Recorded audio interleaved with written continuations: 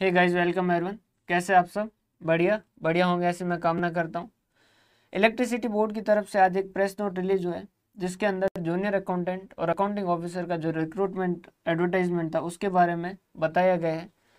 क्या है उस प्रेस नोट के अंदर, ये बात करेंगे इस सेशन के अंदर। और बात करेंगे कुछ क्वेश्चन जो स्टूडेंट्स बार बार पूछ रहे हैं उनके बारे में, जिसमें मेन क्वेश्चन जो है वो एक तो सिलेबस के बारे में, सिलेबस में राजस्थान जीके कितना है, उसके बाद में एक एग्जाम डेट एक्सपेक्टेड क्या रहेगी, और इस प्रेस नोट के बाद में क्या उम्मीद है कि कब तक रहेगा, और उसके बाद में फॉर्म रीओपन जो है वो किन के लिए होगा, क्या सिर्फ ईडब्ल्यूएस के लिए होगा या सबके लिए होगा। ये जो है सारी बातें हम इसके अंदर करने वाले हैं। तो सबसे पहले हम हमारी नज़र डालते हैं प्रेस नोट के ऊपर कि प्रेस नोट क्या है। राजस्थान विद्युत उत्पादन निगम लिमिटेड का ये प्रेस नोट है।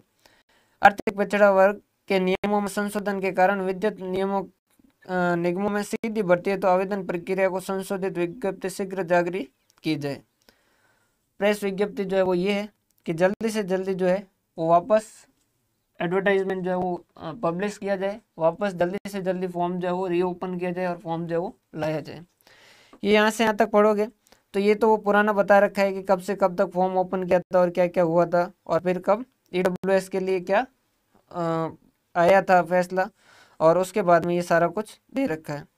तो ये यहाँ पर कह रखा है कि यहाँ से आप पढ़िए 2370 पदों पर शीघ्र ही आवेदन आमंत्रित किए जाने के लिए संशोधित विज्ञप्ति जारी की जाएगी। ईडब्ल्यूएस के साथ ही ये यहाँ पर आपका पहले क्वेश्चन का आंसर है सर। ईडब्ल्यूएस के साथ ही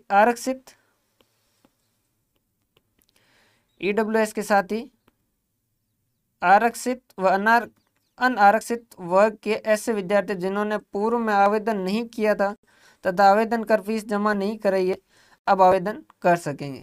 तो एक क्वेश्चन का आपको आंसर मिल गया कि सर ये जो फॉर्म रीओपन होगा क्या सिर्फ ईडब्ल्यूएस के लिए होगा या सबके लिए होगा।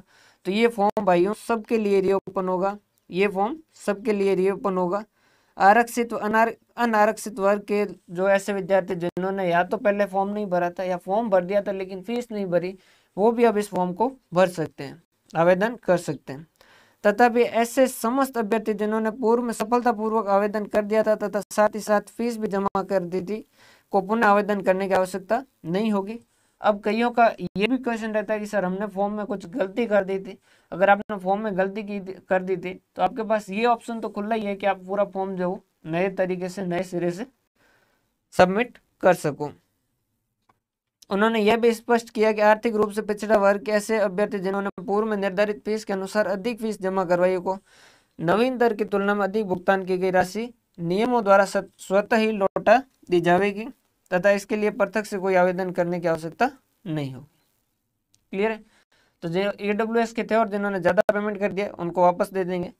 प्रमुख शासक सचिव, अब ये जो है आपके एग्जाम डेट कब होने वाली उससे रिलेटेड बात कर रहे हैं। प्रमुख शासक सचिव ने यह भी बताया कि कोरोना महामारी के मद्देनजर लिए गए एक महत्वपूर्ण निर्णयानुसार उक्त सभी पदों हेतु अब परीक्षा केंद्र केवल राजस्थान राज्य में ही रखे जाएंगे।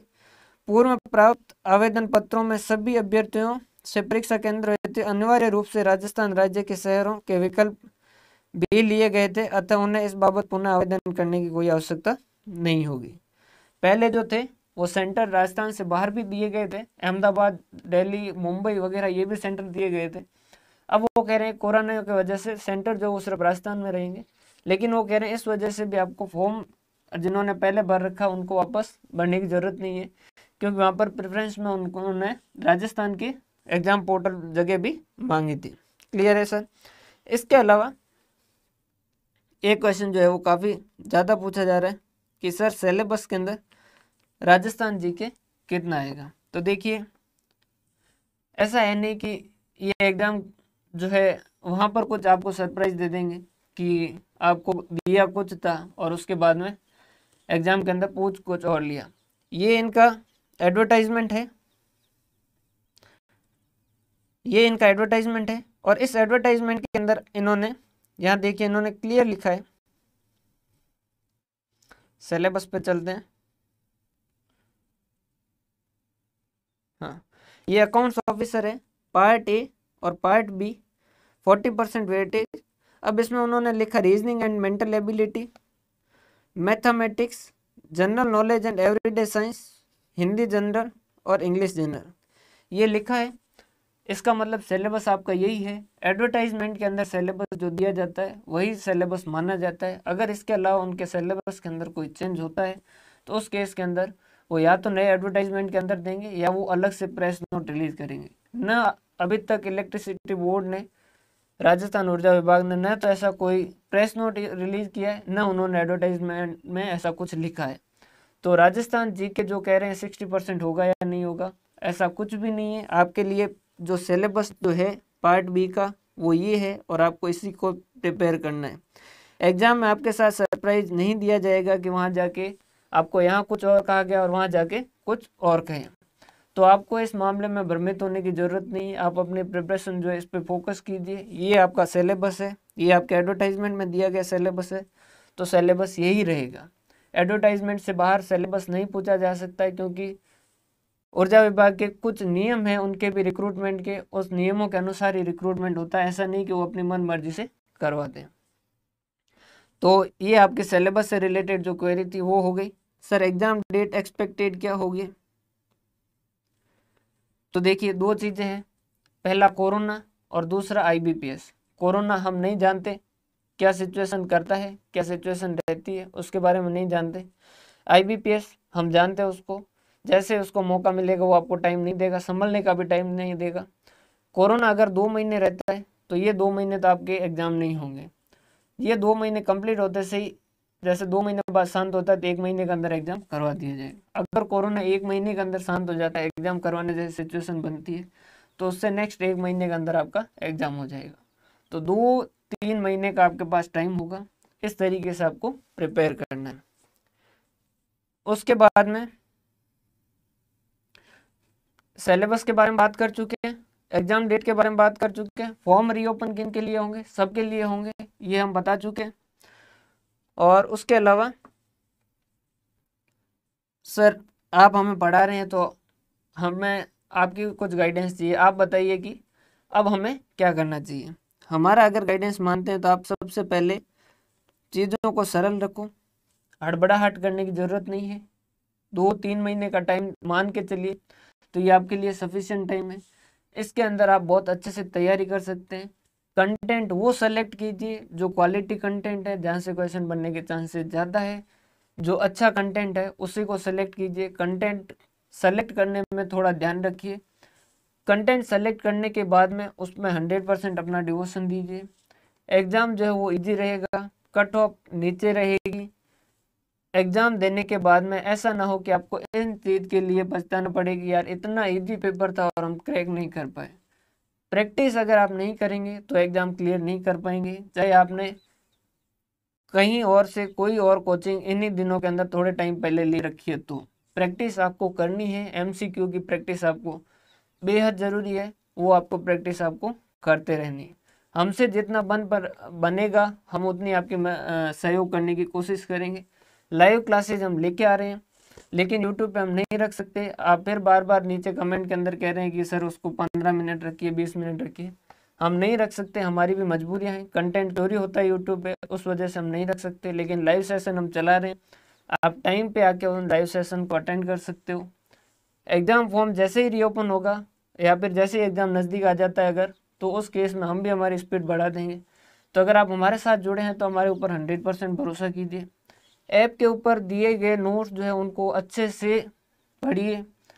ऐप के बारे में जानना है तो आप डिस्क्रिप्शन में देख लीजिए और वहाँ से नोट्स जो है वो अच्छे से पढ़िए। सिर्फ क्लास के भरोसे मत रहिए। क्लास के बाद में नोट्स और नोट्स के बाद में प्रैक्टिस, ये तीनों चीज़ें आप करते जाइए तो आपके जो प्रिपरेशन है वो 100% हो जाएगी। ऐसा मौका आपको फिर आने वाले टाइम में नज़दीक के अंदर नहीं मिलेगा, तो आप इस मामले में अपना 100% है जो दीजिएगा। क्लियर है? बाकी आप अपनी तैयारी जो है वो सही से कीजिए, ज़्यादा अफवाहों पे ध्यान मत दीजिए। और आप इस चैनल को अगर आपने सब्सक्राइब नहीं कर रखा है तो सब्सक्राइब कर लीजिए, बेल आइकन को प्रेस कर लीजिए। अगर कोई ऐसा नोटिफिकेशन हुआ जो ज़रूरी है, जो आपके सिलेबस से रिलेटेड है या एग्ज़ाम डेट से रिलेटेड है, तो वो हम आपके साथ साझा कर देंगे। आप कोई भी एक चैनल को फॉलो कीजिए जिसमें आपको लगता है कि ये चैनल मुझे ऑथेंटिक न्यूज़ देता है, उसी एक को सेलेक्ट कर लीजिए। ज़्यादा चैनल सेलेक्ट करके रखोगे तो आप बार बार कंफ्यूज होगे, क्योंकि एक कोई और व्यू दे रहा है, कोई दूसरा कोई और व्यू दे रहा है, तो आप कंफ्यूज होंगे। इस वजह से एक कोई भी चैनल सेलेक्ट कर लीजिए जो आपको लगता है कि हाँ ये मेरे को ऑथेंटिक जो है वो न्यूज़ दे रहा है, ये मेरे को ऑथेंटिक इन्फॉर्मेशन दे रहा है। वो चाहे कोई भी हो सकता है, जो भी हो उनको ही फॉलो करें, एक को ही फॉलो करें। और अगर आपको ये लगता है कि हम सही दे रहे हैं इन्फॉर्मेशन, तो उस केस के अंदर आप सब्सक्राइब और बेल आइकन दोनों प्रेस कर लीजिए, ताकि आपके पास रिलेवेंट इन्फॉर्मेशन रिलेवेंट टाइम में, सही टाइम में आपके पास आ जाए। क्लियर है?